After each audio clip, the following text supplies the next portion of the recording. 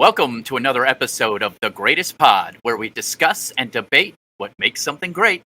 I'm Ron Swallow. I'm Ed Greer. And today we have a doozy. We have an illustrious guest. We had his writing partner on before, and now we have to complete the dyad. So I've respected these guys for a long time. I knew our alumni of the show, Pat Casey. Before I knew this guy, it was always like his silent partner, his silent best buddy out there. And when I finally got to meet him, I was like, you're a pretty fucking cool guy. So he's written on A Goal in the Insatiable. He created that show. The 12 Deadly Days. I recently discovered that on YouTube Red, or rather YouTube Premium now. Great little ditty of a show that it'll always be YouTube Red to me. But. Right, and that you, I guess, and you guys ended up show running at the end or something. I don't know. We'll tell that tale a little bit. But the bottom line is, it's a great little horror anthology that he did, and also. You may know him as the guy who cracked the nut. Him and his partner cracked the nut on video game cinema and made a blockbuster out of a video game for the first time in forever. And so I love him. Give it up for a guy. Oh, also, he has a podcast called Best Movies Never Made, which is fantastic and always a deep dive into the arduous process of making movies and how many aborted attempts there are. So please give it up for a guy who should feel at home on this show, because I've talked to him so many times. Josh Miller. Hey, happy to be here. Man, one thing you totally forgot to mention was, hey, please stop stabbing me. Hey, stop stabbing me. Yeah, hey, stop stabbing me. The classic, hey, stop stabbing me. I saw the trailer for that and laughed my fucking ass off. My favorite part is the crossbow. See, I'm just like, these guys have a crossbow. That shit is great. That is a movie Pat and I made in college. I'm trying to remember if we were 21 yet. And either way, we were basically around 20, made it for $500. And it will be coming out on Blu-ray. Probably not this year, next year, which... I think almost no one knows this movie. So I shouldn't say if you know the movie, but it is incredibly low res. It was shot on mini DV, which seemed so high tech in the year 2000, and now is incredibly lo-fi video quality. So I don't know what they're doing to it to get it on Blu-ray, but I feel like it's not even a restoration. I don't know what word would cut to upgrade. They're doing some kind of digital trickery to it, I'm sure, to make it look even remotely passable. It'll still look like crap. It'll still look like it cost $500 and was being shot by people who know nothing about cinematography. It's going to be great. Yeah, I agree. Well, no, that's a real sign of making it, though, is when they repackage your old stuff because exactly. You're so hot now. It's like those Jackie Chan movies where he was a stuntman getting thrown through a window, and they're like, Jackie Chan in this thing. But I got tricked. I got tricked so many times by that. I can't tell you how many Eagle's Eye Talon I bought that said Jackie Chan on the face of it, and then it was like, oh man, he's only in 2 scenes in this movie. But this is their baby, so it's unfiltered them instead of just a one-off of Jackie Chan getting slammed. Although you want to get a DVD collection specifically of when they'll re-release some 80s movie with, Kevin Bacon was in one scene of this movie, but now the new DVD cover is just a big picture of him, none of the actual stars. Yeah, there's a couple with Brad Pitt like that too, where it's just like, hey, hire the handsome kid for that walk-on to hand somebody a hot dog, and next thing you know, Brad Pitt in Hot Dog Hands, Part 3. So I'd watch that movie. Hot dog. I would too. Hot Dog Hands, dude. There's a guy with hot dog hands, but then a pack of feral dogs are chasing him through the streets, and he's trying to enlist people's help. Oh no! It takes place across one night, but it's like High Noon, and it's shot in one continuous shot. Oh man! The whole movie is just shot in one continuous shot. It opens up some boiling water, and he's got his hands in there, and that's the only thing that relieves them. It's like just constant pain. It's like the Ong Bak of guys who have hot dog hands. Off the rails already. Just where we like it. So, Josh, we mentioned that you were in a screenwriting duo and whatnot. Let's take it all the way back to your initial forays into film and what got you into film, and maybe you could introduce kind of what we're going to talk about today. Well, like a lot of people, I grew up in the VCR era. My dad was a pilot when I was growing up, and at the time I was alive, he exclusively flew to Tokyo, which meant, I think if anyone had like a dad or an uncle or a grandpa who was going to Japan a lot in the 80s, that always meant they came back with the weird gadget. Like my dad was the first dad I knew of that had an electric razor.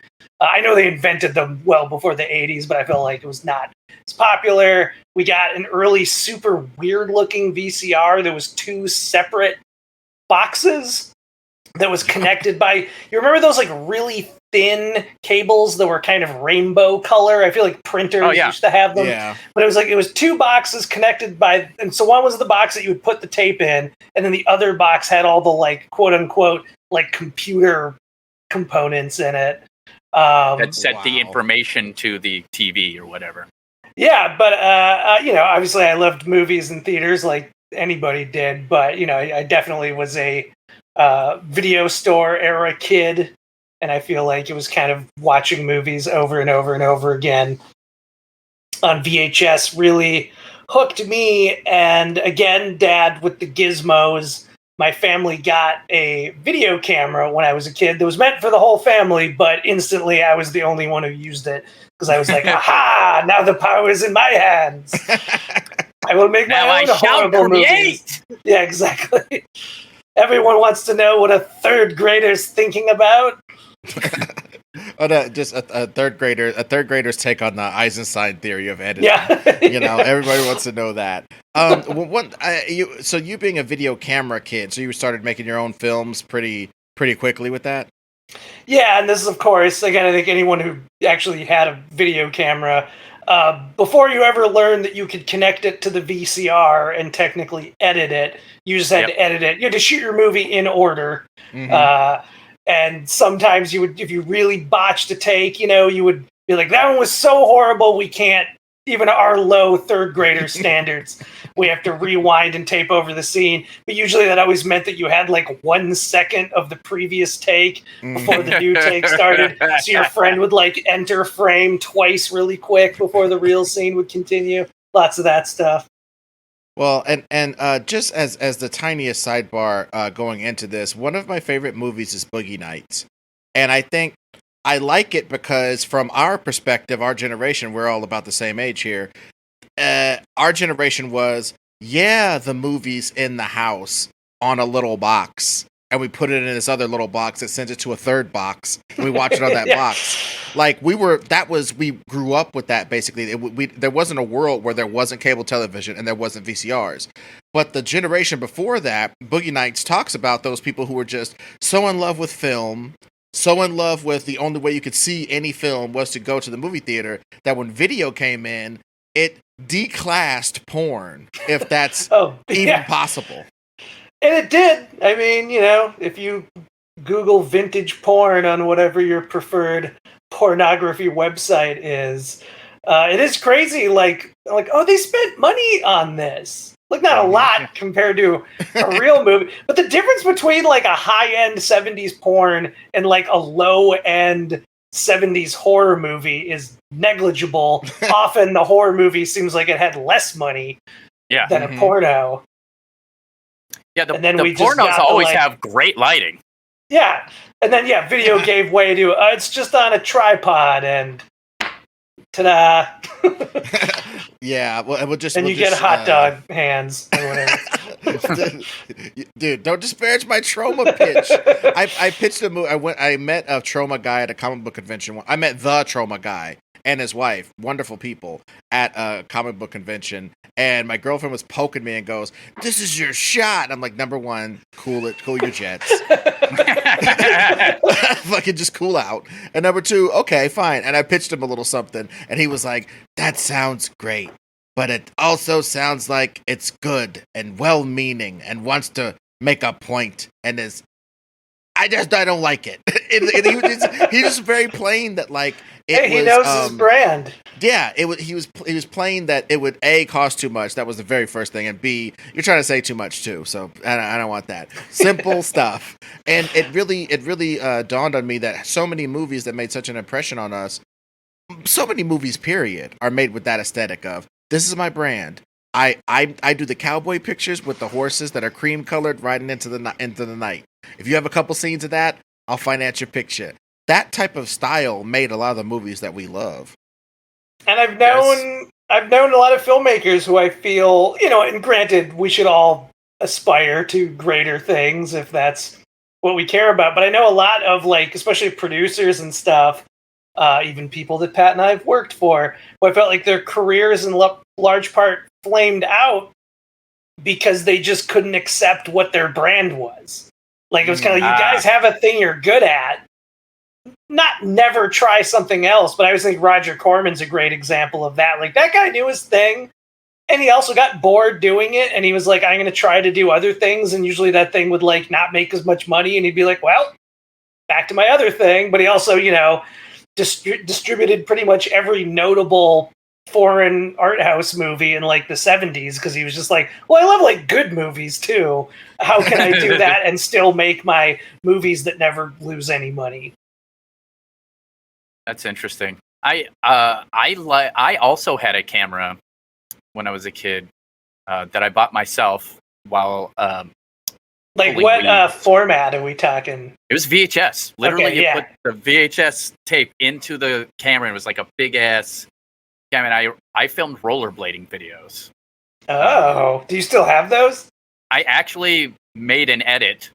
I guess maybe I should take this moment to tell our listeners and YouTube fans already that it's on my YouTube page. It's called Back in the Day. Shit. And it's so funny. I didn't know how to film right, so I kept when you film rollerblading or skateboarding or any kind of action sports, you're supposed to film the person skating up to the rail or the object that they're doing a trick on. And I very rarely did that. And I just missed that all the time, and it would just be like a guy on a rail half the time. So I just made a joke at the beginning of this edit because I was learning to edit, and I was like, I'm gonna take this old video. I did one of those VHS to digital media transfers and put it on Adobe Premiere and did cuts, put music that I got flagged for. So now I can't monetize that video. But it's fun, and it was a good practice. It's totally sounds like the kind of thing should have star wipes in it. I hope yes. I should have done that. I should have done that. Yes, you're right. I missed that. I should have done that for sure. Yeah, now I'm going to go redo that whole video with star wipes now. George Lucas style. You just got to go back in there. Fans be damned. I'm going to put Jar Jar Binks. Yeah. You'll be like, I always imagined this having star wipes, but I didn't have the technology to do it yet. Well, and speaking of that shit, speaking of star wipes, remember the porno section of the old show? I mean, the old VCR stores, the old rental houses before Blockbuster came. It was like there was a distinct porn section, and then Blockbuster came and just destroyed those businesses. To the point where they were like, we don't want to do porn anymore. We want to be part of Blockbuster. Blockbuster just swang its wiener into town and ruined those niche stores a bit. It always seemed so mysterious when you weren't old enough to go in there. And sometimes they had a beaded curtain, which somehow made it seem even more exotic. But and that's I don't understand the beaded curtain, because why would you want to draw attention to people going in and out of that place? They don't want to be drawn attention. Just I would have a wispy satin robe to push through, not a clickety clack. Look at this guy. Look at this purse. I would make it wind chimes. So every time they went through, it was like,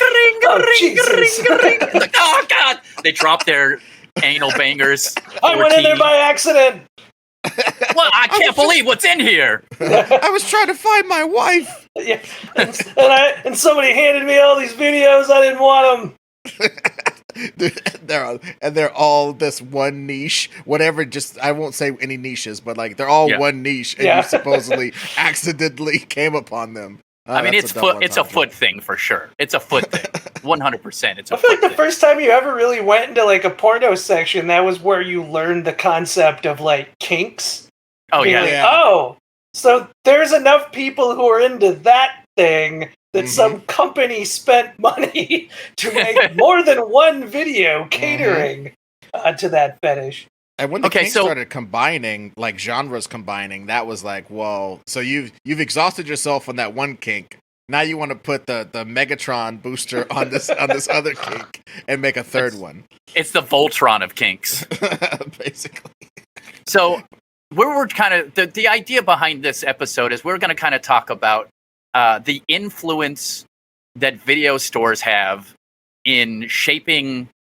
In the ability to see random movies that you would not have seen otherwise. That's the basic idea.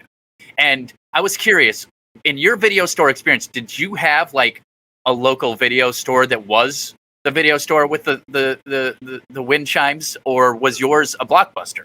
Well, my city, it's funny because it really wasn't that big. I grew up in a suburb of Minneapolis.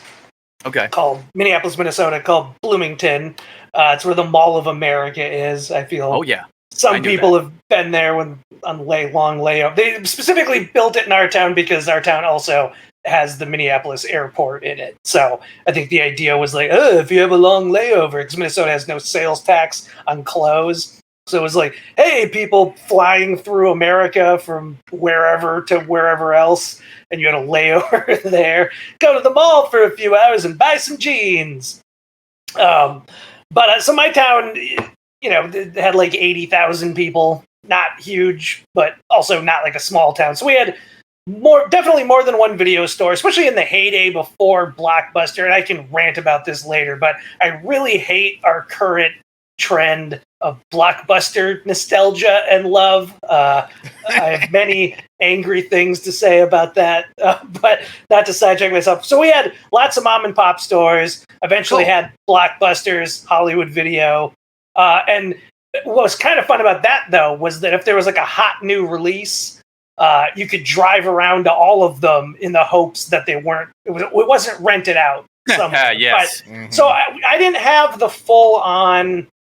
Like when you talk to people who grew up in like LA or New York, they had like the really funky, super cool video stores that had like super duper weird movies. And like, I think that the sign of a real hip video store that we didn't have is if they have like weird sections, like they have sections, the movies are categorized by like director or, sub genres. We just had, action, horror, comedy, and that sort of thing. Yeah, my local video store before the dreaded Empire came, the gold and blue and white Empire. Before what was the name of the store? I love like video store names. Oh, this one it was pretty simple. It was a SRO video. SRO. I don't know what, yeah. Right, I don't know what it was referring to or anything, but it was right when I was kind of being able to drive like a little bit, like the tiniest bit, when I had my own account. Obviously, when I was a little kid, they were in existence, so they survived into my teens. And I used to go down there, and I would. That's when I started trying to like rent like Le Samurai and shit like that, or La Haine or like other French movies, and those were like just genre enough for me to understand as a young person that like Le Samurai is a French hitman movie. So it's not exactly it's not 400 blows or any other bicycle. Yeah. It's a French hitman movie. Then there were other French hitman movies that I would get into. And then, obviously Wu-Tang comes out, and that place, I'm in there every time. I'm memorizing their schedules of updating their stuff to try to find all the kung fu movies that Wu-Tang sampled in their records. That's great. Doing all that type of shit. And then, of course, me and Ron could just wax all damn day about the Jackie Chan revolution when you just like Project A, Project A2, Armor of God, Operation Condor, blah, blah, blah, all this jazz. And you're just like, wow. There's just there's just so much of it. And it's always been in existence, but then you get to discover it and put it together in this new way. You're not seeing them in the order they were made. You're not seeing them. A lot of times you don't know directors, and then you start going back and look at the ones you really liked and discovering that you like Sui Hark or whatever. Those I think that's at least again for video store era kids. I think that was like a turning point for everyone. The moment when you started like flipping over the back of the box to like look at the little credits block, because I feel like even most adults at this point, I don't think really pay attention or give a shit about who makes a movie unless it's somebody reaches that like Quentin Tarantino level where kind of any idiot knows who Tarantino is and is well aware of if he made a movie or not. But yeah, like really like looking of like, who did this one? Oh my God, this is so-and-so. Yeah, we had, it was Dave and Lena's video shop. It was literally Dave and Lena's video shop. And then eventually, like 5 years later, they got divorced and it just became Dave's video shop. Oh my God, I love that. He's like, you're divorced from the sign too. And Dave's video shop, my dad loved barbarian movies. So I did see things like Red Sonja, Conan, all that stuff, but also like Barbarella, Clan of the Cave Bear. I think maybe people have heard me tell this story before, but it was the time me and my best friend Lance wanted to rent The Punisher at Dave's video shop. And my dad was like, no, that is too realistic. That's too violent. You can't get that. And then he rented Clan of the Cave Bear. And in the first 5 minutes, there are titties and a dude's head get chopped off and blood spurts out of the neck. And then I was like, looked at him and I was like, this Punisher is more violent than this? And he's like, this is fantasy violence. It's obviously not real. I'm like, people can chop off heads with a sword, Dad. That can happen. Hey, at least he let you rent Clan of the Cave Bear. It was great. Friends, it was a good time. Parents wouldn't let him rent like anything. That's why I had the cool house, because my parents didn't give a shit. Oh, yeah? Oh, yeah. Well, ironically, my mom's only thing, which I guess is a very American thing, is like Europeans love to complain about, is if my mom knew there was going to be a bunch of sex in it, I think she just felt like, I don't think she cared. It was more just like latent parental guilt. She was just like, I probably shouldn't let my kid rent that. But she didn't like horror movies. So she had, in her mind, a horror movie was like the Invasion of the Body Snatchers from the 50s. So like she had no idea how violent horror movies had become, or that they were just full of boobs. Because I remember I tried to rent this movie called Casual Sex, because it had Andrew Dice Clay and Leah Thompson in it. I think I eventually ended up seeing it. Whatever, it's just like a dumb 80s comedy. Like, it was way more appropriate for me to be watching as a kid than, any of the like Friday the 13th movies or I don't think she knew I rented I Spit on Your Grave. I was about to act like my mom had no problem with that, but that's because she didn't see the VHS box, which is just like, that woman's ass and tattered, bloody clothes holding a knife. She would just see the box when I got home with them, Because my video store didn't give a shit either. It was the 80s. Well, that was the great thing about SRO Video. I think most of their boxes were just clear with the tape. I think they figured they just bought them in bulk and shredded the boxes or something. They were just these clear, so like, there wasn't Wait, so you were picking movies with no box art? There was like, I think they would have a ceremonial box in front of the tapes. And then, so like they had a ceremonial box, but you know what I'm saying? Like when I got the tape home, there were no obvious indications to my mom that this could be Beverly Hills Cop or I Spit on Your Grave. They never, and my mom really, as long as Eddie Murphy was in it, my mom would let me see it because I think she felt like he was a role model because he didn't take no shit off the white man, basically. So like she let me watch Beverly Hills Cop and Raw. She took me to the movie theater when I was like a kid to see Raw, and I remember the looks that people gave me. Cool, Mom. And I was just like, I think she didn't want me to hear all that bullshit out in the streets, and she didn't want me to be surprised when she said "motherfucker" in the house. You know what I mean? She didn't want any surprises. She wanted to be very honest about that. But yeah, she definitely no sex though. Eddie Murphy could talk about sex, but I definitely couldn't watch any sex. Quick. a humorous side story. Not that side. It's about Eddie Murphy and VHS. So my wife and I both love VHS. Not really. I mean, I have people who are just like, you can't possibly think it looks good. I'm like, well, no. Although the truth is, if you watch it on an old tube TV, the way, it was intended, if you like put it on a new fancy TV, your TV can't resist trying to like upscale it, and it just like looks extra fucking janky. Yeah. But we have a setup in our garage, which I basically decked out to seem like a Minnesota basement was my plan. Because I miss basements. They don't have basements in California. Yeah. It weirds me out. But so I was very excited when I got a VHS of Eddie Murphy's Golden Child. I'm like, oh man, I haven't seen this movie in years. My understanding of it as I've gotten older and read people talking about it on the internet is that it's not actually good, but I remember it being good. And I had a friend over, and I was like, hey, here's a pile of tapes I just got. Which one of these interests you? And he's like, oh man, Golden Child. He's younger, so he was like, I've always wanted to see this movie. And we pop it in, and immediately I'm like, this isn't what is happening. And it's the opening scene of Terminator, the original Terminator. And he's like, oh, did somebody swap in the wrong thing? And I'm like, well, hold on. So I ejected it just to make sure. I'm like, no, it says Golden Child on it. And the key also is, for those who never watched a VHS, when you put in a VHS, there's like a bit of static. Then there's the FBI warning. Then there's usually a bunch of trailers. Usually when you're a kid, too many trailers. And you're like, oh my God, where's the fucking movie I rented?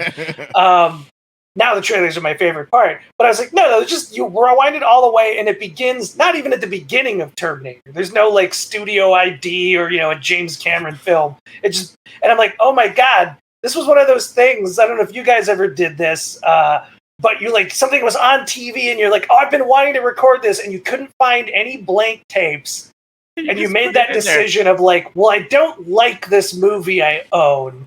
I'm just going to snap off that little tab and put a piece of tape over it.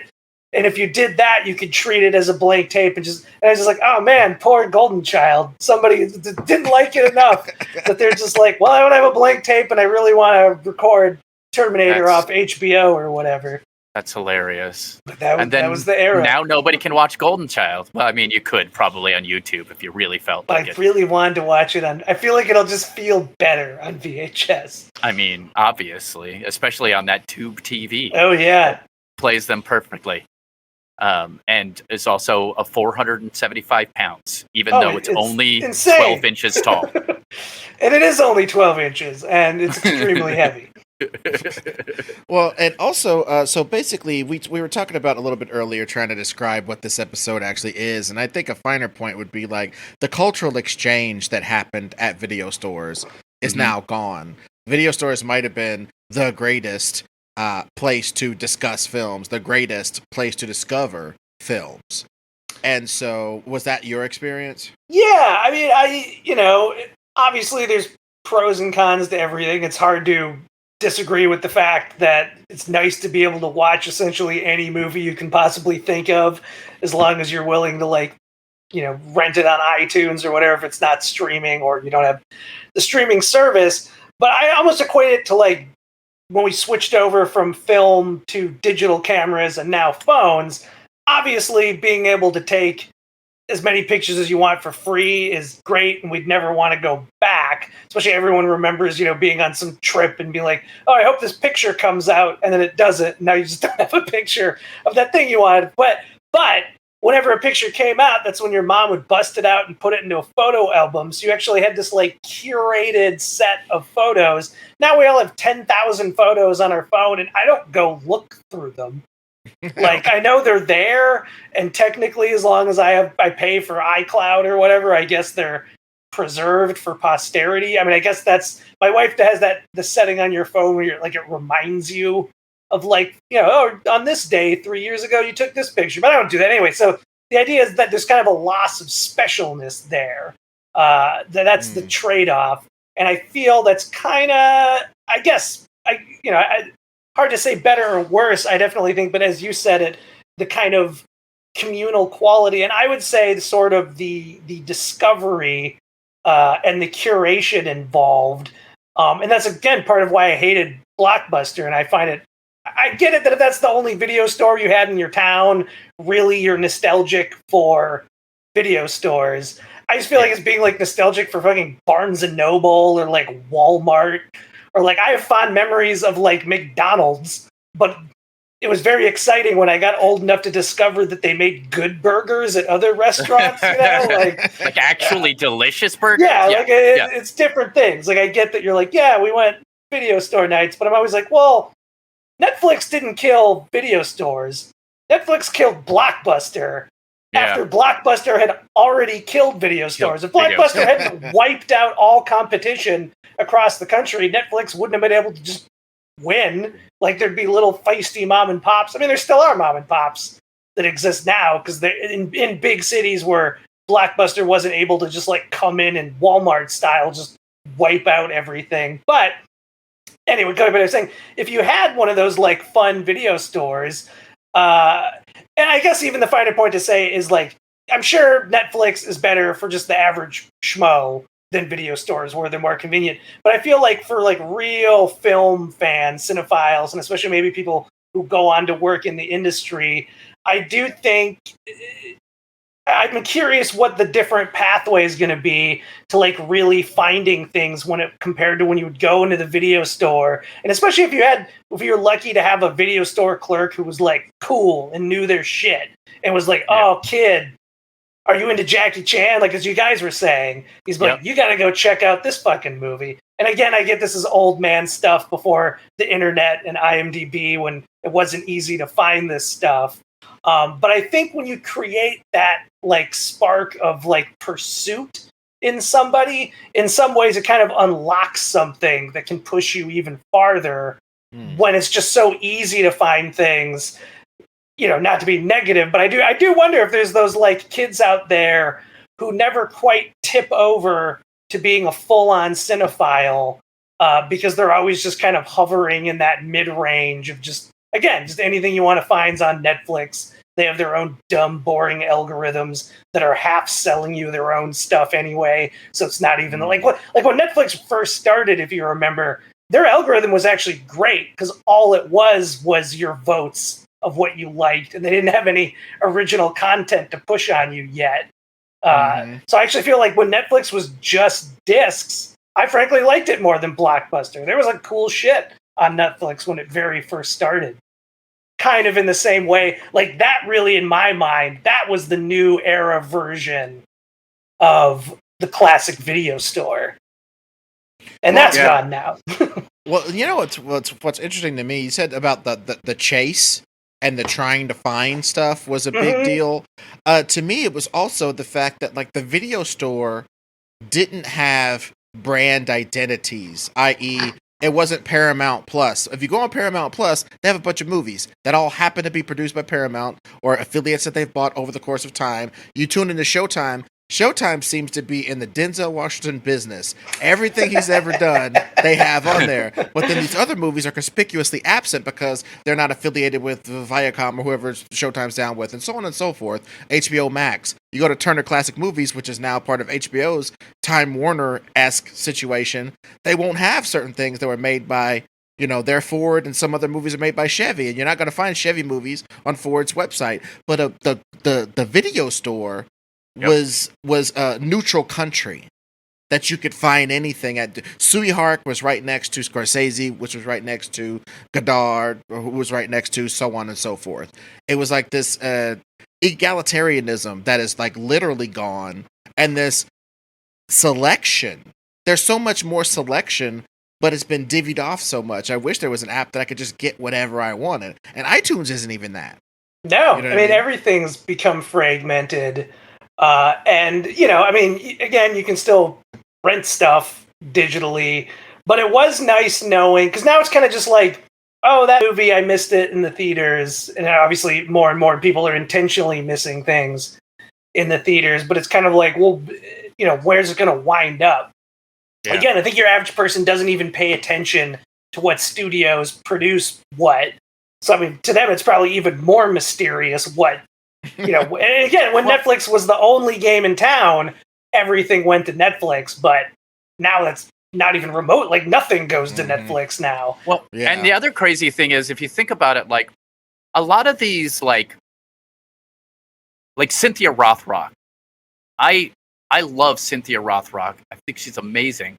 And you would have never seen a Cynthia Rothrock movie ever because they were C-level action movies that were in theaters for 3 days and got taken out of theaters and turned into VHS tapes super cheaply so that they could sell them and or get them rented out at different, video shops, which you just can't do that anymore. It is pretty much killed most C-level movies that you would get to just see that you like. That doesn't you can't find C-level movies. That just doesn't exist. That's gone. Well, and that's kind of a bummer because those are huge fun. Bummer. I talk about that a lot. I think even combining with what you're saying with what Ed was saying, as I lament this, because I love horror movies and dumb action movies. And as time has gone by, I'm almost like, you know what I miss even more than the good ones? I guess because they still make good horror and action movies. I miss kind of the stupid ones. Yeah. I kind of miss the era where if a horror movie was popular, they would keep making sequels in the theater until they stopped making enough money. Then they would just stop. Now they just stop. Back then it was now we move to the straight-to-video era, and these ones are going to get real weird. That's when we get Leprechaun going into outer space and that kind of shit. And that's what I miss about it, though, it's saying to Ed and kind of the democratic nature, is they were still new releases. It wasn't we got, Men in Black is out, so that goes on the new release shelf. But this movie is a shitty nobody movie, so it's going to go to the it doesn't go straight to the old movies. It's no, if it's alphabetical, if it was, Men in Pork, I don't know why that's the name. It would be right next to Men in Black, and you'd be oh, Men in Black. Oh, what's this Men in Pork? Oh, Cynthia Rothrock. Nice. Cool. I'll check it out. Or weird barbarian movies or whatever other crazy shit that you. Yeah, because they are still kind of making these C-list movies. It's just I don't know if you know the service Tubi. It's a streamer that has ads on it, but I kind of love it because they've got the deepest, weirder cuts. So all these movies that you're missing are all on Tubi. Great. But how do you find them? You don't know these movies exist. You can't really search for them. You have to hope that somebody else saw it and wrote an article on their blog about it that you stumbled upon and are oh, I gotta check that out. That sounds crazy. I miss that just being presented to you as this is a new thing that came out, and for whatever reason, Doug, the buyer for this weird video store, liked the cover of that one and picked it out of the catalog and probably knew nothing about it. Again, maybe he was just people like Cynthia Rothrock. She's got a new one, whatever. Or they would bundle movies too. They'd be if you pick our good Dolph Lundgren movie from the 80s, you'll also get these stupider ones, including this not so good Dolph Lundgren movie. Showdown in Little Tokyo, which is one of my favorite Brandon Lee movies. It's terrible and great at the same time. Nice. Well, and that's the other thing. I did this terrible movie called Evil Ever After. It's a horror movie where I play the younger version of the main bad guy. So I'm only at the beginning looking innocent. I catch my parents eating people, then they tie me up, feed me people. I love it. And then I start killing people. And then they go to the guy who's played by Randall Malone, who is a B, C, D list celebrity in the horror world. And it's a terrible movie, I think. I haven't seen it because it is $45 on the internet. Yeah. And back in the day, Dave would have bought that and put it on the shelf and said, check out this weird horror movie. Not his wife, though. After she left, he was finally. Yeah. Although his wife would never let him buy that stuff. She was the one fighting to put Stealing Beauty on the shelf by Bernardo Bertolucci and shit. And he was like, you gotta go, bitch. Your taste is too good. But I think we're hitting on something here in regards to the straight-to-video market being a totally lost market at this point, because like you said, I watched Tubi with my mom. I went to Georgia recently, and boy, I wish there was more time to spend with my mom, because she is a Tubi addict. Like, she has Man, your mom sounds great. Dude, my mom's a Tubi addict. We were literally sitting there. We watched some kind of give you the feels farmer thing made for $2,000 with James Russo as the biggest star in it. Wow. And then we watched an asylum movie with a shark who like got inside of a beach house on stilts and was swimming because the house got so flooded that even though it was on stilts, it flooded up, and a hole about the size of a doggy door got in the front of it, and a white tip shark, one of those like it takes 5 of them to kill you type sharks, got in the house and just caused havoc for approximately 90 minutes. And it was this, and Joey Lawrence was the biggest star in it by far, to the point where Joey Lawrence only filmed for like 2 days on it because he was at the very beginning and the very end, and still got to kill the shark. So, like, this family is the whole movie for, like, an hour and a half, and then Joey Lawrence saunters in at the end and kills the shark. They don't, that would be right on the shelf right next to Jaws. Shark thrillers. Yep. You know what I mean? And that we're missing that, because now that you go on Tubi, you automatically expect something bad. There's good stuff. There's old Fred Williamson blaxploitation movies on there that are better than some of the things you might think you're going to relate those to. And as far as something that I think, because again, a lot of this, you know, I'm not self-aware enough to know some of this is just old man. I liked it better in my day with the thing I was used to. Mm-hmm. But a couple things I do think are just objectively gone that were better then.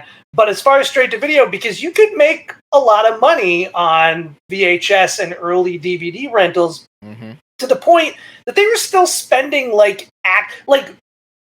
90s straight to video movies were often had bigger budgets than modern Blumhouse movies do, because there's Blumhouse is starting to like bump it up a little bit as time goes on. But for the longest time, it was $5 million. They would never spend. That was Jason Blum's like unbeatable model for success. It was just like, if I never spend more than $5 million, it can never really be too big of a bomb. But you know, I feel like in like the early 90s, they might spend like $7-8 million on a straight to video movie, as long as they could get like Jean-Claude Van Damme or some big international star in them. They're like, we're at least going to make like 15 internationally, was like a pretty reasonable number to aim for.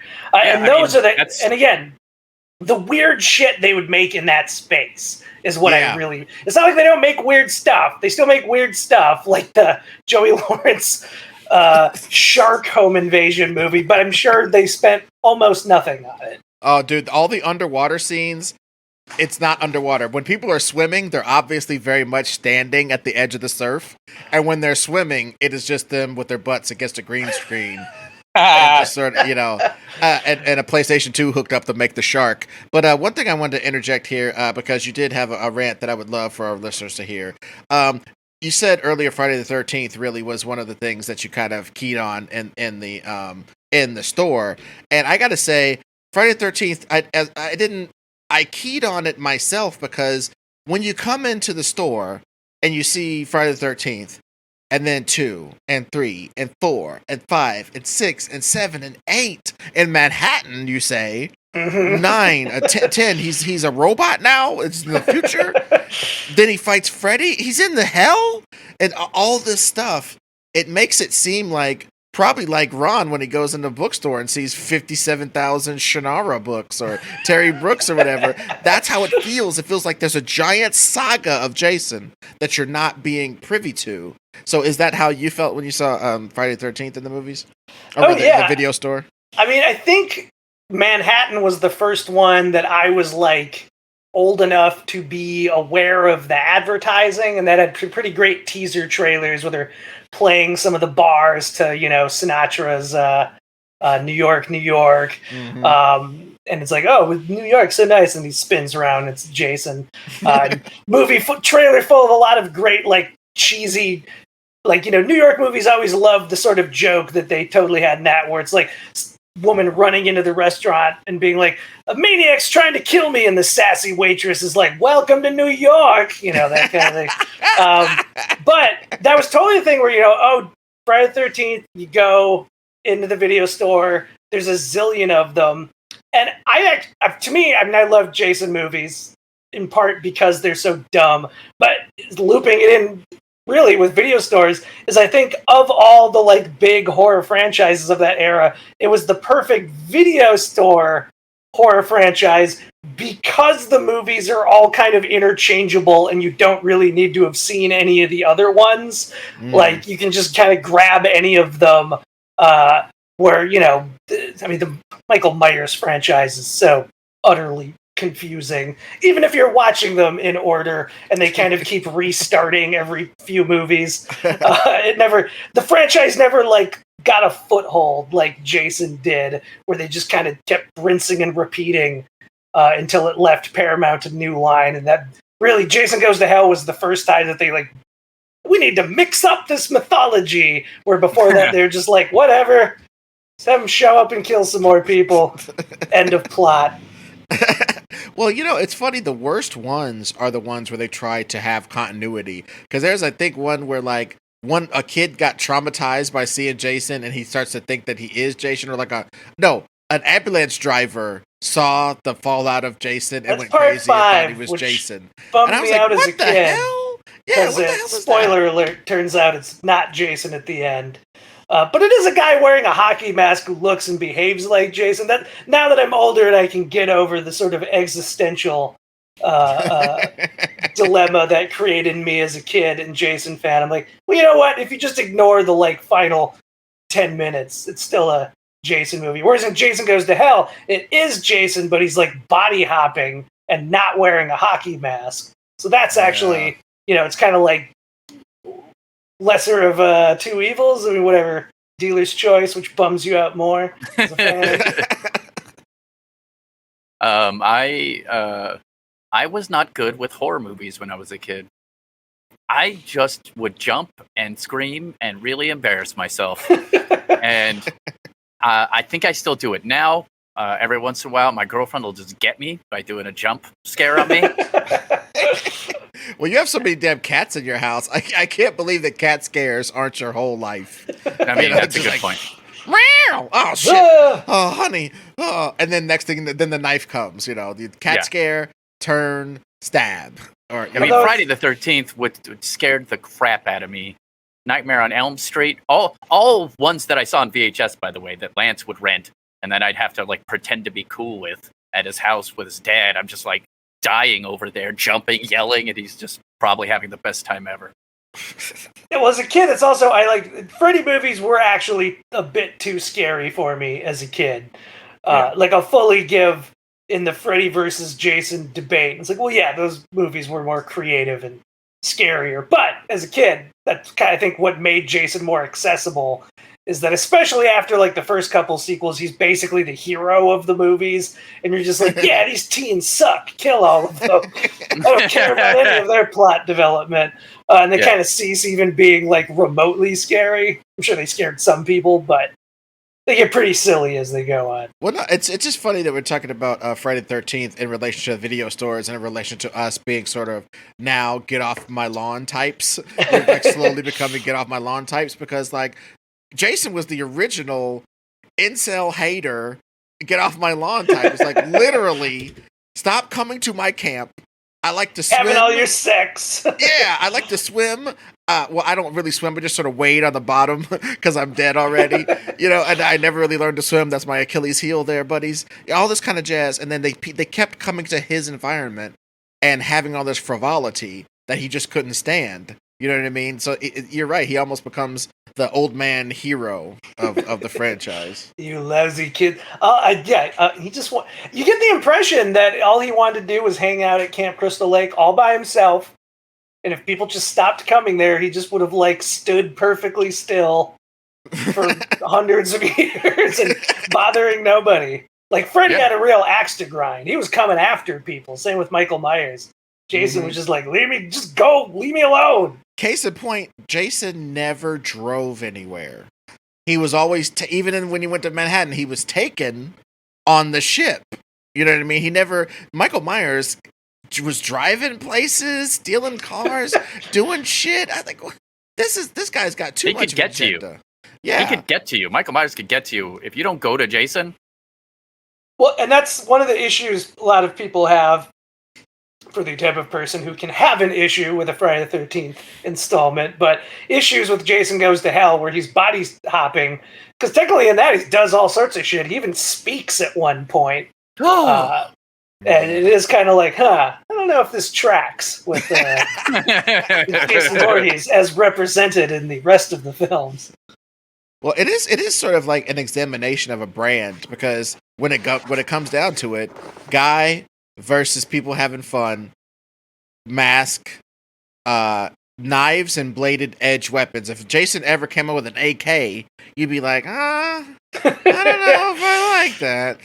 It's just a very simple brand. It's the McDonald's of horror cinema. Oh, totally. And for a while it was kind of like they did with Saw in the aughts. They were making a Friday the 13th movie almost every year in the 80s. It was that and Police Academy were like the like two franchises that really like spanned the entirety of the 80s. You really track the like fashion evolution and kind of the rise of certain types of film. Like, because once we get post Freddy and slasher movies weren't as popular, and like kind of more supernatural things were becoming popular in the late 80s, that's where you get Friday the 13th Part 7, where he's basically fighting Carrie, a girl with like psychic powers and stuff, which is kind of like, you're like, that's a weird thing to happen in a Jason Voorhees movie, but it was in the late 80s. That's what everybody was doing. Well, I don't know why we didn't have the movie where he fought ninjas. I mean, it's right there. It's the 80s. Like, some ninjas go to a ninja camp. They set up a ninja camp at Camp Crystal Lake. People are doing their katas and shit. Start getting taken out. The ninjas have to band together and take out this undead dude. I mean, come on. This sells itself. Because I'm from Minnesota, but I was always just like, how have they made like over 10 Jason movies and he's never stepped foot on a hockey rink? Like, they had so many chances. I mean, he doesn't even have to go someplace with snow. We live in LA. They have hockey rinks here, you know. Like, well, dude, you'll have to do that. I know. Like, I think there's still time. I think I could actually make Friday the 13th Part 13. I think that's like the next one. Man. I don't know if I'm good enough at doing that math real quick, but I think we've gotten up to like Part 12. I think we're in 11, 12, 13. Counting area, the Freddy versus Jason and the reboot. Yeah, well, yeah, that reboot, I gotta say, man, the reboot doesn't count because he's shooting people with crossbows and stuff. And I just think that's just a little bit too much technology for him. I don't know, it's just a little bit off. I think I'm with you. You know, they're testing something out. But one thing I wanted to make sure that we got into as we dismount here this last 20, 30 minutes or whatever is, so obviously you were very influenced by movies. Obviously at some point, you know, maybe at the beginning with the VHS camera and stuff, you decided you were going to make movies. But then everybody draws, everybody shoots little movies. Most people stop because they realize how hard it is and they realize that they're not an artist. You kept going and you've had a great career. I can say that. Great career.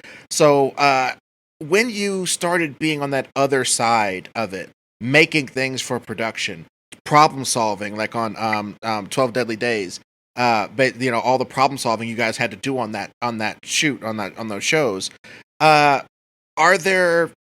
there some kind of culture shock as, oh my God, I'm literally in it and it isn't how I thought it would be, or they don't concentrate on some of the things I thought people in movies would concentrate on? Are there any stories like that you can relate to us? Because I think everybody on the outside in, I mean, I'm a screenwriter myself, unproduced so far, and I just think it'd be so awesome to have something produced, but I've never had a cokehead make me do a 2-day rewrite. You know what I mean? So you don't have to get yourself fired from Hollywood, but you know, what sort of things did you run into as you got into the industry?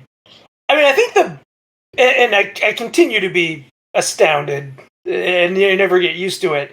The biggest revelation, I think, once you really start getting into it, is that I would say moment, but it's not a moment. It's endless moments where you're like, oh, this is how movies become bad. You know, like, because when you're just watching movies, it's kind of like you have really no choice. You know, I was compared to back before, you know, thousands of years ago, before we had like advanced science. And it's like, well, clearly people are going to invent mythology about where the moon goes during the day because you got to think something. But the mood Yeah. goes away. So when you're just watching movies, you have to assign blame to people, and you're just kind of like, that movie's poorly written, or this sucks, and that's why that movie's bad. And sometimes that's true, but like when you really get into it, you're kind of just like, oh, there's like, it's frankly amazing any movie turns out okay, let alone good. It's really in the process, because there's so many chances for things to go wrong, and they usually do. And sometimes that's like, if you just, again, 12 Deadly Days, where we were co-showrunners with our friends Chris and Jen on that was, the things going wrong is more, I think, being in charge of anything, not even movies. If you're just the boss of anything, even doing your own podcast, shit goes wrong that you weren't planning on, and you have to like figure it out. That's one thing. I think that's more something people can wrap their heads around. That, like, of course, that must happen on movies, especially if you watch behind the scenes stuff. Everyone knows on Jaws the shark didn't perform right, so Spielberg had to be clever and be like, well, we're just going to do lots of POV stuff, and then we get Jaws. The thing that I didn't know, and is more interesting, is especially on the writing standpoint, because like, really, you can't blame any movie on writers, because it's like, and to a certain extent, you could also say you can't give them total credit on things either, because there's often just so many cooks in the kitchen. Except for George Lucas. You can be mad at him for writing dialogue. Okay, come on. No, but I do think in some way you really can't blame the writer, because no writer is ever in charge. Directors usually aren't even really in charge. Like, I think the dumbest thing is fans complaining about Last Jedi, talking about it in a way that would seem to imply that Rian Johnson ran into Disney with like a gun.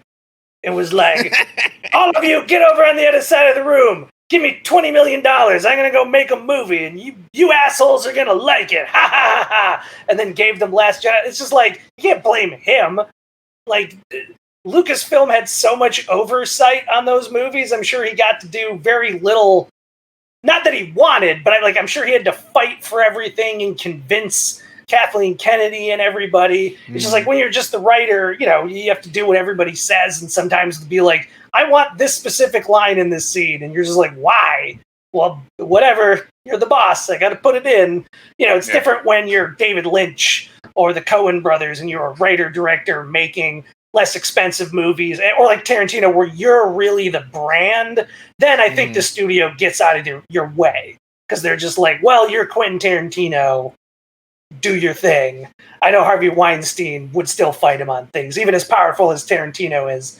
Like, the story always that Tarantino wanted Kill Bill to be one super long movie, and Harvey Weinstein in this context was still more powerful than Tarantino, even on his own movie, and he was like, no.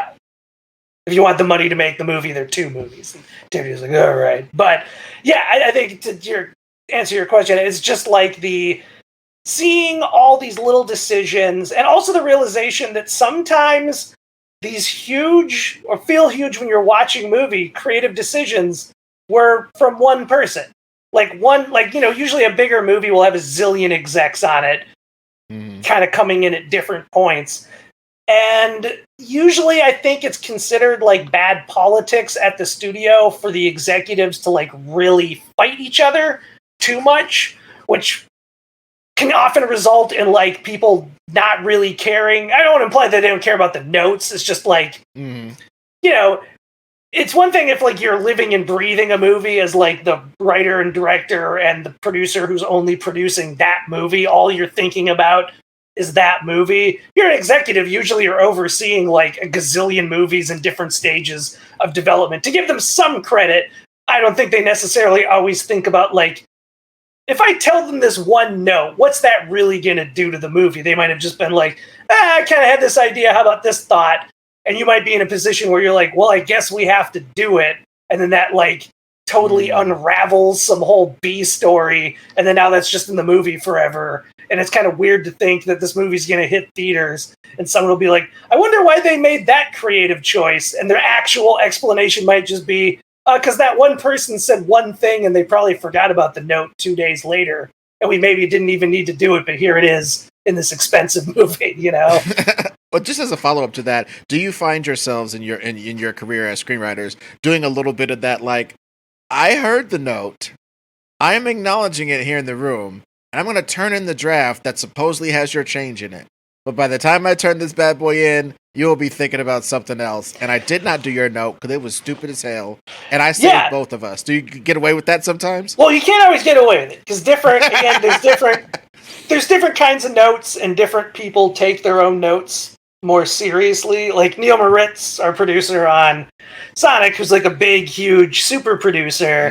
Mm-hmm. And so interacting with him is interesting because he usually only kind of pops in and out on the Sonic movies because, again, he was our main producer, Toby, who works for Neil's company. Toby's usually only producing like a couple things at a time, which Neil is, but there's like several Tobys at that company. There's actually literally 2 different people named Toby. But, there's several people at that level, and Neil's the producer on all of them, so he's got to bounce around things. So, like, he'll sometimes give notes where you can tell it's that classic note of he forgot about something. But I would say the reason I think Neil's movies turn out as good as they do is that if you're just kind of like, well, that you can't do that because of this or that, he's always like, oh, okay, never mind, don't listen to me. But there are producers who I think have, like, an insecurity level. And they'll like, I don't know, it's like some kind of ego thing. And it's almost like you got to do it now. So there is, to what Ed's saying, sometimes if you know that exec or producers like that, that's when you're just like, you just sit there and go, okay. And then try to not do it and hope that because you never like triggered it for them and got them obsessed with the idea that you fucking asshole, you're disagreeing with me, then they'll just kind of forget they ever get it because they probably didn't even really write their notes down. And even if they did, they're probably not like going back and it's more just like every time they look at the script or the movie, notes are coming to them newly. They're thus not necessarily thinking about power trip wise, did they do everything I thought? And again, and I do think there's a balance where it's easy to assume that all executives and producers are egomaniacs and they're going to get really mad if you don't do all their notes, which isn't actually the truth. I think usually they can be kind of reasonable as long as you have a good working relationship, which I think is why it's also important as a writer, because it's also a very cliche writer thing to object to every single note you're getting in a real but I'm a genius. Right. How dare you have any critiques of any of my brilliant stuff I did. So I think, you got to play the game too and be open to notes, because sometimes notes are good. And obviously not all writers are geniuses or every movie would be amazing. Everybody has bad ideas sometimes or misses things. And on top of that, there wouldn't be multiple writers. There would only be, one writer guy for each movie. Well, I mean, that's kind of hard these days with all the factors, I think, when you kind of got to, I mean, have you been part of the rewrite machine? Have you rewritten other people? And how does that feel? Oddly enough, we've had very little of what I would say is kind of when somebody thinks of doing rewrite work. I think that means the kind of thing where somebody or somebody's already wrote a whole movie and they're like, Ed, we need you to come in and this isn't funny enough. We need you to do a joke pass on it. We'll give you X amount of money for like a week. I think people. Patton Oswalt used to make a ton of money doing that. There's a lot of people who do that. And in fact, if you're looking at the IMDb and you're like, oh man, this guy wrote those 2 great movies and then he kind of didn't write a movie for another 10 years. What happened to him? He might have gotten sucked into that machine. Because, the downside to that is usually you're not credited for any of that because you don't ultimately change enough of the movie based on how WGA arbitration works to determine who gets credit. And the money's so good that you always take that work because why wouldn't you? But then that means you're not working on your own stuff.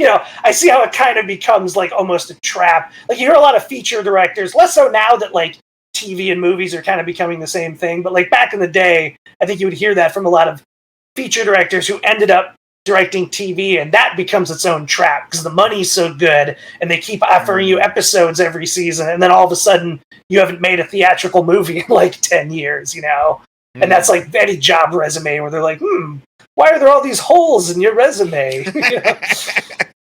Yeah, I was in movie jail for a little while, but it wasn't my fault. This executive wanted a we giant spider. Yeah, we haven't done much of that to answer the question. We end up in the thing where it's like, even Sonic 1 was kind of this instance where they'd already tried a script and like a whole different premise that was like way more meta and acknowledged Sonic was like a video game character and all that stuff. And ultimately they were just like, I don't think this is working.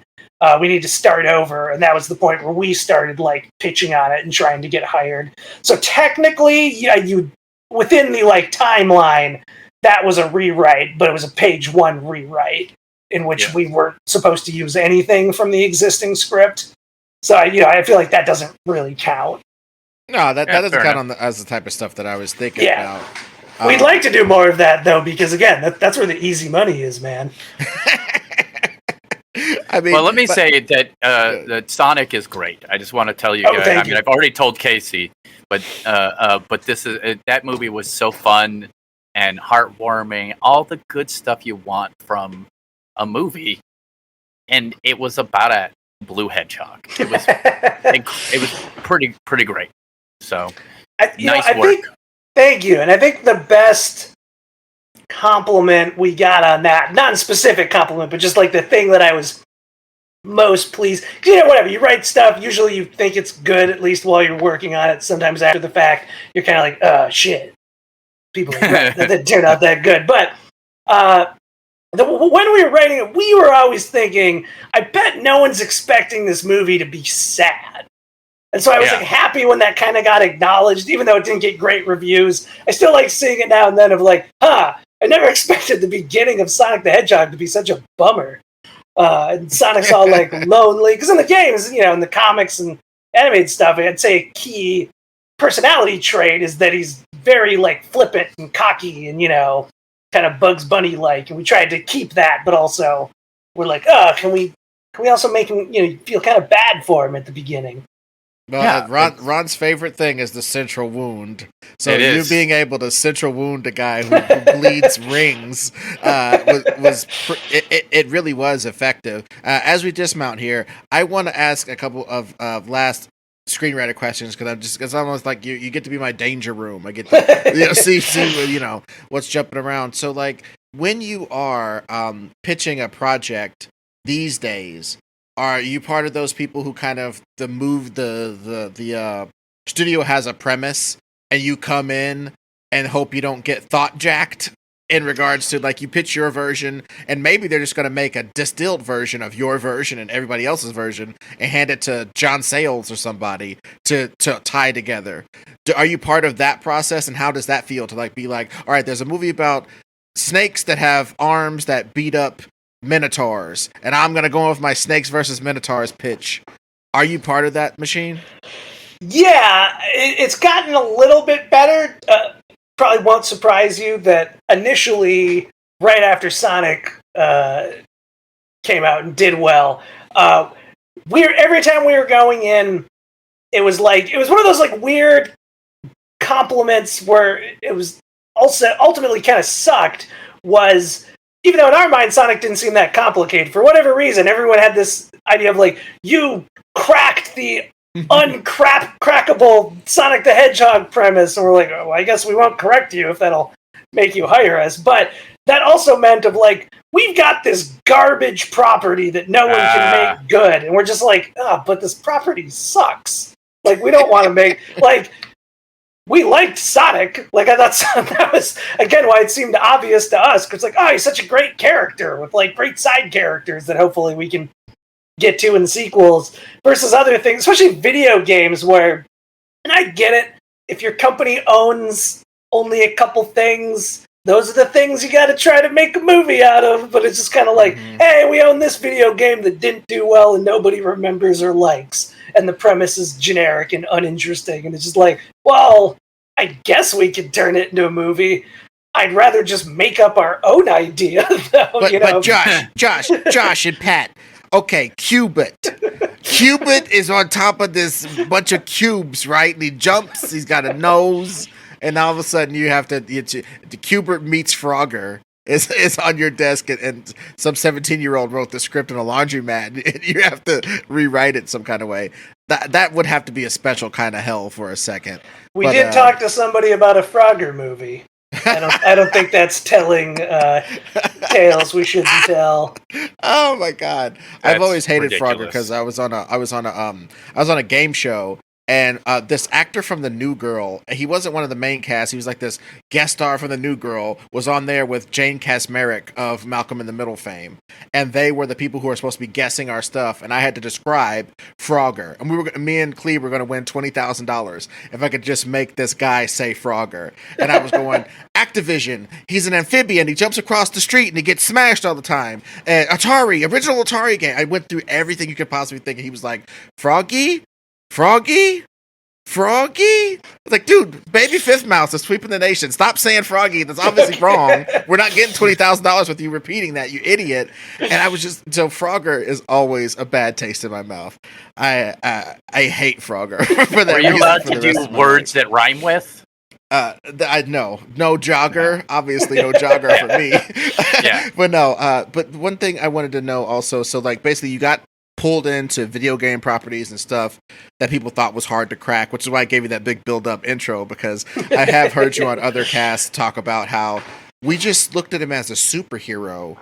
Why was that so difficult for you guys to he's like the comprehend? Flash. He's just Yeah, blue absolutely. hedgehog.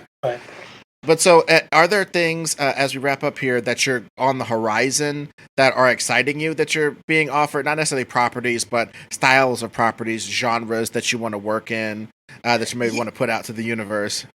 Yeah, well, the nice thing that happened after this initial wave of only being offered garbage video game properties and like lame family movies.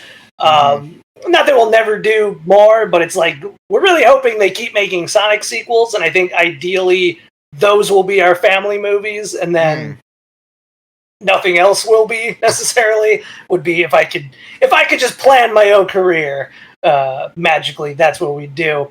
But after Sonic, we sold an R-rated action Christmas movie. Oh yeah.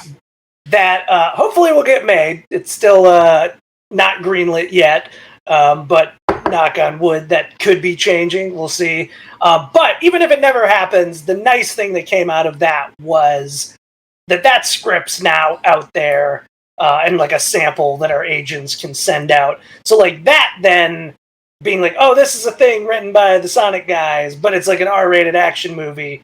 You could very much feel the companies we were meeting with who had read that as a sample, and that's kind of why we were talking to them, as opposed to just Sonic. Then all of a sudden it was like, oh, thank God, now we're like, even on the video game side, because I get it, Sonic video game, people are going to offer us video games.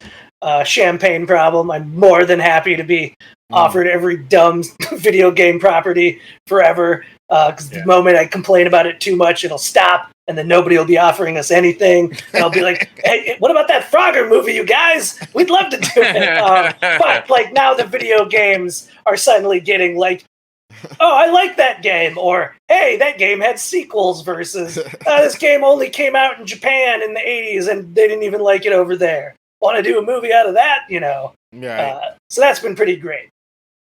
Well, I personally can't wait to see Pitfall. Hey, I liked Pitfall, though. That game is the dumbest game on the planet. You literally do the same thing for hours upon hours upon hours. It was maddening. I kept thinking I would win, and then you don't win. You just keep going. That's what those like 80s computer, like IBM computer style games were like. I would like to see you guys, if I had my wish, I would love to see you and Pat tackle Deadpool. I think you guys would make a kick-ass Deadpool movie. That's just my opinion. If they want to hire us to do Deadpool 3, we're available. Yeah, do it. Yeah, and that'll be the one where Disney, I know you're listening.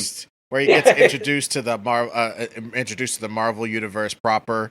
And maybe they'll loop in like Marvel Zombies or something, and do all that jazz. And you get to play all those notes. But dude, it's been a blast talking to you. I do want to give you a nice big runway as we end off here. The video store, talking about video stores and talking about all these disparate things we've talked about in this conversation, really has allowed me to kind of crystallize what is gone now. And I do think that some of these give a video, take a video things that are popping up all over the place are kind of getting a little bit of that spirit back, where it's like you drop a DVD in a box, somebody else, so somebody drops Heat in there, you drop La Cage aux Folles, somebody else drops The Professional, and it's like these little boxes full of joy out there. That's like honor system, give a movie, take a movie stuff that have popped up during COVID, and I guess you got to wipe them down or whatever. But still, it's a great grand idea of sharing and community that is, I think, trying to replace the video store. But it can't be in a red box outside of 7-Eleven. It can't be in your computer as you're just browsing through drowsily. That isn't a video store. There is something missing. And I think you were able to kind of crystallize that. And it obviously made a great filmmaker. And even Redbox, and again, I'm actually very nostalgic. I'm like, fuck Blockbuster. I'm very nostalgic for when Netflix started, when it was just discs. Yeah. Before they started doing streaming. And because they didn't have original content and nobody knew what to be charging them, like they just had every DVD that was released, basically.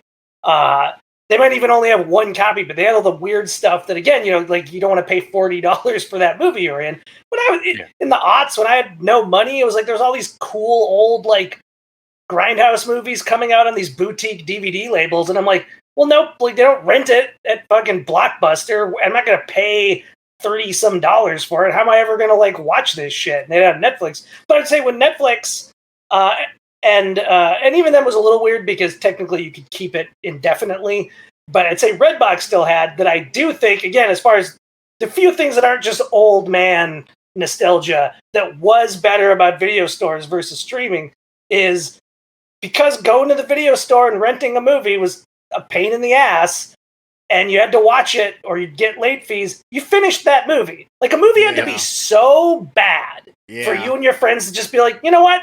Let's just not watch a movie tonight and hit stop. I quit movies 5 minutes in on streaming. I'll have nights where I actually don't even end up watching anything. Right. Because I've got this like ADD thing where I'll just keep like starting movies and then get like weird FOMO of like, oh, maybe I should have watched that other one.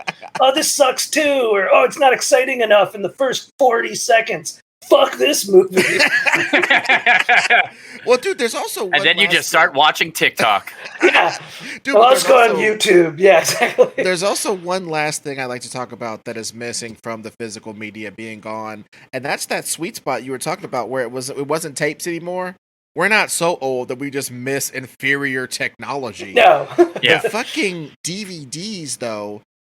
All those questions I just asked Josh, I was kind of asking them for the audience because I kind of know the answer to a lot of those questions because I used to listen to film commentaries like religiously. I listened to film commentaries on almost any movie you could imagine. Heat, Conan the Barbarian, goddamn Adventures in Babysitting, whatever I could get the commentary on, I would get the discs that had that second disc that had the commentary on it or whatever. And not so much just featurettes and outtakes. The fucking commentary specifically, because people would give you anecdotes. Yeah, people would give you anecdotes of making the movie, and then sometimes you'll get those 8 David Fincher ones that would have like 7 different tracks. Like this was all the guys responsible for the special effects talking through the movie. This one is all the actors doing their actor bullshit in the movie. This is the director and the writer. This is just the 2 writers that worked on it, and that was an invaluable, and it's lost. They're just lost. I don't know if you don't buy the physical media and they don't do commentaries for it, you'll never get that knowledge anymore. And I think that's just sad, man. Well, and again, not to keep going back to Netflix nostalgia, but before the studios knew any better, Netflix was just getting the same DVDs that we would buy. So I don't know if you remember, it was also like if something had 2 discs because it had so many special features, you could also rent the special features disc. And then once the studios started being like, oh, Netflix is the wave of the future because they're fucking assholes, they started making discs just for Netflix that had no special features on it. Wouldn't even have the commentary or anything because then they wanted like, oh, if you really want the special features, you'll still buy the DVD. And I get that, but I'm also just like, that was kind of the beginning of the end of like Netflix being this kind of almost a little underdog, like cool company, even though it was nationwide. And now I don't know what I would do to get a Netflix special, but a lot. Dude, to have your comedy special in people's TVs already, like a button on people's remotes to go watch you. Yeah. It's like a Sonic button on my remote. Boop! I just want Sonic sequels all day. Oh man, That'd be that's fucking what awesome. But But Paramount needs to release. well, from your lips to God's ears. But as we dismount here, I'll give you a nice big bit of runway to plug the stuff you got coming up, the things you can talk about, and also your podcast. Podcast is Best Movies Never Made, which I co-host with Steve Scarlatta, who made the great documentary Jodorowsky's Dune, which is about an unmade version of Dune from the 70s. And our podcast is essentially just an extension of that, where each episode is different, interesting, unmade projects. Ed's been on twice. We did a epic 4-part Spider-Man.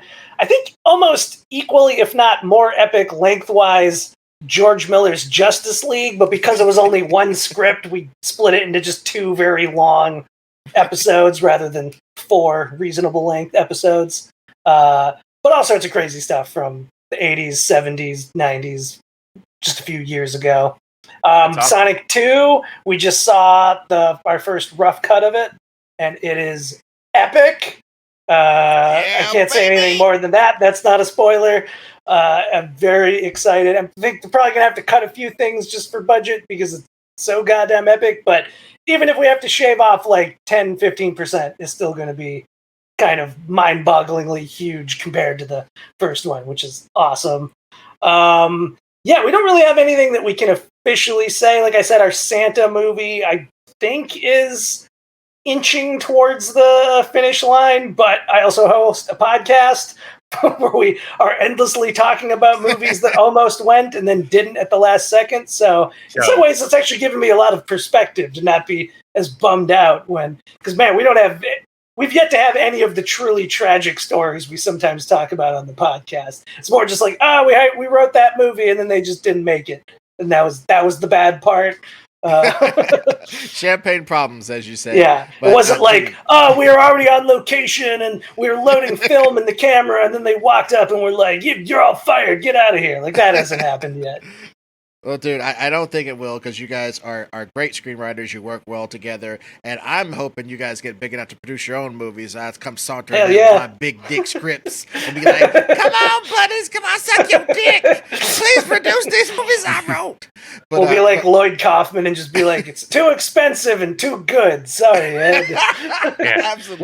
We don't like when there's meaning in a movie. This movie needs to be stupider. Now, you guys gave Sonic a central wound. I think you'll get him just fine. What's your Twitter also? Yeah. I am not on Twitter, but Best Movies Never Made is @NeverMadeFilm.